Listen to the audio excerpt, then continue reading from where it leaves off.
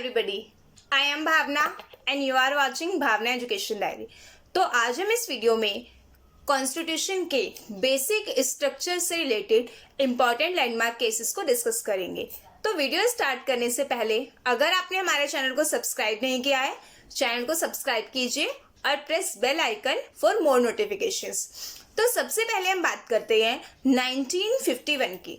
1951 में सबसे पहले जो फर्स्ट कॉन्स्टिट्यूशनल अमेंडमेंट एक्ट पास हुआ, तो उसको फर्स्ट जो केस है यहाँ पे बेसिक स्ट्रक्चर का, उसने इसको चैलेंज किया। तो फर्स्ट केस का नाम है यहाँ पे शंकरी प्रसाद वर्सेस यूनियन ऑफ इंडिया का केस। तो शंकरी प्रसाद वर्सेस यूनियन ऑफ इंडिया के केस में ये बात सामने आई कि पार्लियामेंट के पास जो है यहाँ पे पावर है कि वो फंडामेंटल राइट्स को अमेंड कर सके। तो जैसे कि यहाँ पे हम देखते हैं फंडामेंटल राइट्स जो हैं वो हमारे इंडियन कॉन्स्टिट्यूशन के पार्ट 3 में गिवन है, और इसके साथ ही जैसे पार्ट 3 में गिवन है तो ये हर व्यक्ति का फंडामेंटल राइट है। तो इसके साथ ही इसमें ये बात कही गई कि कि आर्टिकल 13 ऑफ इंडियन कॉन्स्टिट्यूशन जो लॉ के बारे में बात करता है, वो ये कहता है कि जो लॉ है वो इसमें ऑर्डिनरी लॉज को इंक्लूड करता है, उनको नहीं जो अमेंड करके आए हों या कॉन्स्टिट्यूशनल हो। तो इसके साथ ही यहाँ पे शंकरी प्रसाद वाले केस में जब क्लियरली ये कहा गया कि फंडामेंटल राइट्स को पार्लियामेंट अमेंड कर सकती है, आज जो नेक्स्ट केस आया वो है Golaknath versus state of Punjab. तो इस केस में यहाँ पे कोर्ट ने ये बोला कि जो फंडामेंटल राइट्स हैं उनको अमेंड नहीं किया जा सकता, और इसके साथ ही यहाँ पे जो 17th अमेंडमेंट एक्ट है, वो 17th अमेंडमेंट एक्ट जो इंसर्ट हुआ था 9th शेड्यूल में, उसमें 9th शेड्यूल में कुछ इंपॉर्टेंट चेंजेस लाए गए। तो वो इम्पॉर्टेंट जो चेंजेस हैं उनके अकॉर्डिंग जो कुछ एक्ट जो है वो स्टेट की लिस्ट में ऐड किए गए थे। तो यहाँ पे उनके अकॉर्डिंग यहाँ सुप्रीम कोर्ट ने ये बोला कि फंडामेंटल राइट्स जो है, फंडामेंटल राइट्स यहाँ पर ट्रांसकेंडल्स और यहाँ पे इम्यूटेबल है, जिसे आप अमेंड नहीं कर सकते। और इसके साथ ही इस केस में कोर्ट ने ये बोला कि फंडामेंटल राइट्स को अमेंड नहीं करने के साथ साथ यहाँ पे आर्टिकल 13 को भी यहाँ पे एक्सप्लेन किया। तो आर्टिकल 13 अगर हम देखते हैं तो कोर्ट ने ये बोला, आर्टिकल 13 में जो लॉ की डेफिनेशन दी गई है उसमें स्टेट ये भी आता है कि फंडामेंटल राइट्स को आप अमेंड नहीं कर सकते। तो अब यहाँ पे जो नेक्स्ट है वो ये है कि पार्लियामेंट ने गोलकनाथ केस में जो 24th कॉन्स्टिट्यूशनल अमेंडमेंट था इस पे रिएक्ट किया, और यहाँ पे ये कहा कि आर्टिकल 13 एंड आर्टिकल 68 जो है 368 ये लॉ और अमेंडमेंट के बारे में बताते हैं। और इसके साथ ही जैसे कि आर्टिकल 13 लॉ के बारे में बताता है, तो इसका मतलब ये नहीं है कि आर्टिकल 13 के अंदर आप फंडामेंटल राइट्स को अमेंड कर सकते हो। अब हमारा नेक्स्ट केस है Keshavananda Bharati versus state of Kerala. तो ये जो केस है यहाँ पे ये अगेन जो है गोलकनाथ वाले केस के जजमेंट को फॉलो करते हुए यहाँ पे कुछ और वर्ड्स को ऐड करता है। तो जैसे कि यहाँ पे जो फंडामेंटल राइट्स को यहाँ पे डिफाइन किया गया कि ये अमेंडेबल नहीं है, इनको अमेंड नहीं किया जा सकता। तो इस केस में कोर्ट ने बोला कि फंडामेंटल राइट्स को यहाँ पे जैसे कि पार्लियामेंट है उसके पास अमेंडमेंट की पावर है।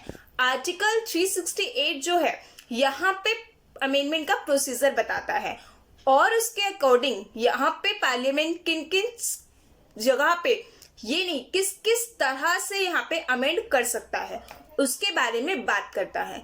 तो जो फंडामेंटल राइट्स है उनको अलग हटके यहाँ पे जो पार्लियामेंट के पास ये पावर है कि वो अमेंडमेंट कर सकता है, बट वो रिक्रिएट नहीं कर सकता, यानी कि वो कुछ न्यू नहीं लिख सकता।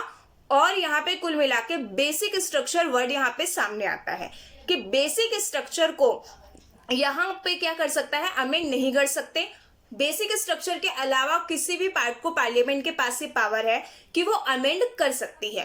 तो यहाँ पे अगर हम इस केस में देखते हैं, केशवानंद भारती वाले केस में, तो इसमें 24th जो कॉन्स्टिट्यूशनल अमेंडमेंट है इसको वैलिड किया गया और यहाँ पे पार्लियामेंट के पास ये पावर दी गई कि वो बेसिक स्ट्रक्चर जो है उसके अलावा हर पार्ट को अमेंड कर सकती है। और इसमें आर्टिकल 368 को डिफाइन किया गया कि वो बेसिक स्ट्रक्चर के अलावा हर पार्ट को अमेंड कर सकता है। तो इसके बाद इसी केस से बेसिक स्ट्रक्चर का डॉक्ट्रिन जो है वो सामने आता है। अब नेक्स्ट केस है Indira Nehru Gandhi versus union of India. तो इस केस में कुछ और वर्ड्स सामने आए और यहाँ पे बेसिक स्ट्रक्चर को और ज्यादा एक्सप्लेन में, इस केस में Indira Nehru versus union of India वाले केस में बेसिक स्ट्रक्चर को रीअफर्म्ड किया गया और बेसिक स्ट्रक्चर के पार्ट को और ज्यादा एक्सप्लेन करके डिफाइन किया गया।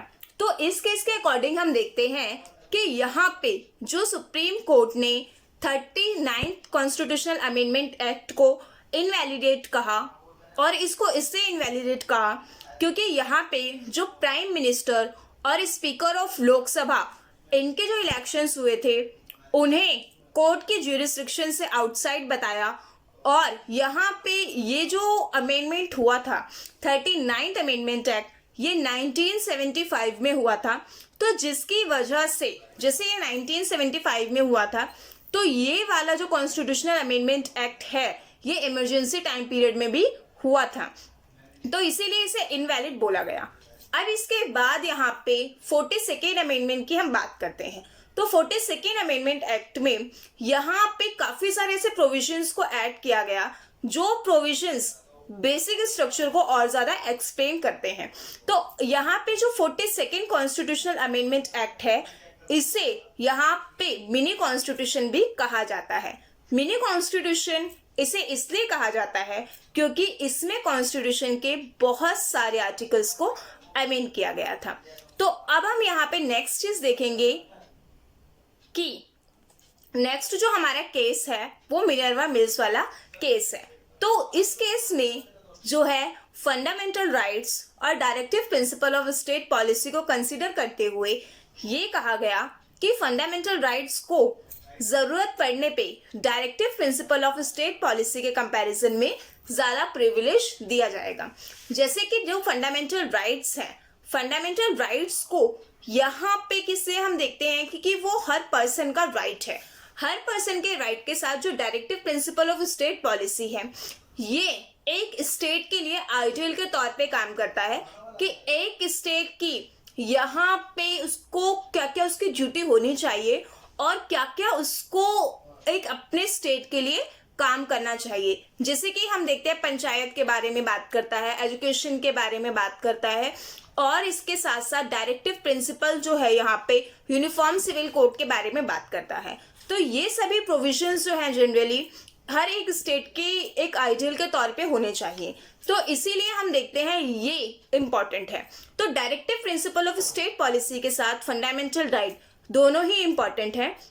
और मिनर्वा मिल्स वाले केस में डायरेक्टिव प्रिंसिपल को थोड़ा सा नीचे रखा गया। अगर दोनों में कंपटीशन होता है या ऐसी सिचुएशन आती है कि किसको ज्यादा प्रिविलेज दें तो फंडामेंटल राइट को प्रिविलेज दिया जाएगा।